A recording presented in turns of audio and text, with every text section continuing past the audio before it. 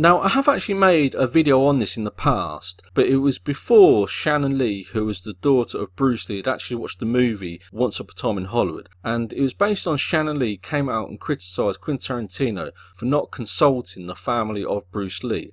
And it looks like Shannon Lee has actually watched the movie Once Upon a Time in Hollywood and is actually quite upset and disheartened with the way that Quentin Tarantino has treated the history and image of Bruce Lee. So Shannon Lee has said that Quentin Tarantino has depicted her father as an arrogant a-hole who was full of hot air. Now, I will link to this article, but it does include spoilers, so I won't go through it fully. But what Shannon Lee is suggesting is that Quentin Tarantino has used the positive image and representation of Bruce Lee as a way of presenting Brad Pitt's character as being stronger and more powerful than what would be a realistic presentation of a Hollywood stuntman. So, for example, it's a bit like having Muhammad Ali and making a fictional movie where you have Muhammad Ali boxing against a fictional boxer, and that fictional boxer beats Muhammad Ali.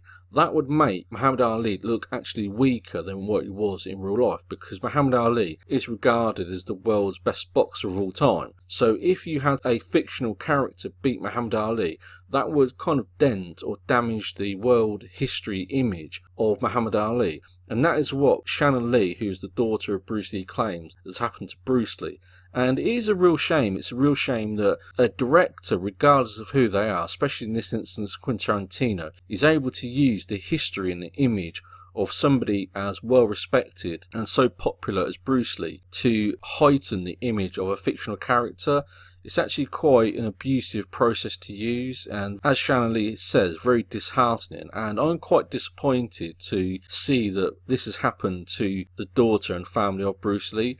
Now, if it is actually the general consensus that Bruce Lee has been kind of used to present a fictional character as being more powerful, then I think Quentin Tarantino should accept that he's made a mistake and perhaps used the image of Bruce Lee in a negative sense and should come out and apologise. But what Shannon Lee also discusses is the racism that was taking place in the late 1960s, and she also says that Steve McQueen wasn't presented in a negative light, yet Bruce Lee was. So maybe there's a bit more to this than just the history of Bruce Lee. It could be because he was a non-white actor. We don't really know the full details, but I think that Quentin Tarantino should come out and fully clarify why, or if he feels he has used the image of Bruce Lee in a negative sense. And if he does, he should treat it as a mistake. You know, we all make mistakes. If Quentin Tarantino has made a mistake, he should come out and apologise. Because I personally don't believe that people who are so well respected and are seen as heroes, people like Bruce Lee, Muhammad Ali, should be treated in a negative sense. But obviously, if it's somebody like Adolf Hitler, then yes, they can be presented in a negative light and their image can be twisted, like what happened in Inglourious Basterds. But in this instance, doing it to a hero like Bruce Lee, I don't think it should be allowed to take place. So it's really sad to see that the daughter of Bruce Lee feels so upset and feels that Bruce Lee has been treated very badly. So if you've seen the movie, let me know what you think in the comments below. And if you have any questions, also leave it in the comments below, and also like and subscribe.